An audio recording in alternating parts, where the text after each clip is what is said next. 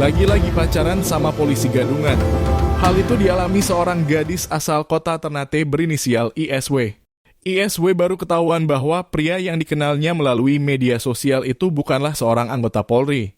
Pasalnya di awal perkenalan 2 Februari 2022 hingga menjalani hubungan selama setahun, pria berinisial IB itu mengaku dirinya seorang anggota Polri.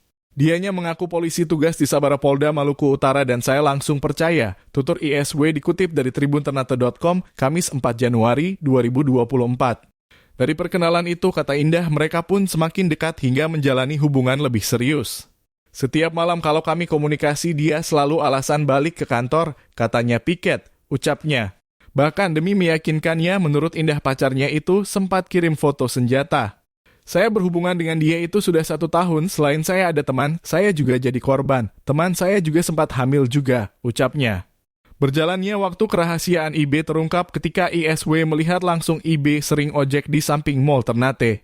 Saya curiga pelaku ini bukan anggota polisi, saya lihat pelaku sering ngojek di samping mall Ternate, ungkapnya. Berdasarkan informasi itu, ISW langsung datang ke Polres untuk melaporkan kebohongan IB lantaran mengaku polisi. Saya minta Polres Ternate segera proses polisi gadungan ini, tegasnya. Terpisah Kasih Humas Polres Ternate Ibtu Wahyudin ketika dikonfirmasi membeberkan perihal tersebut.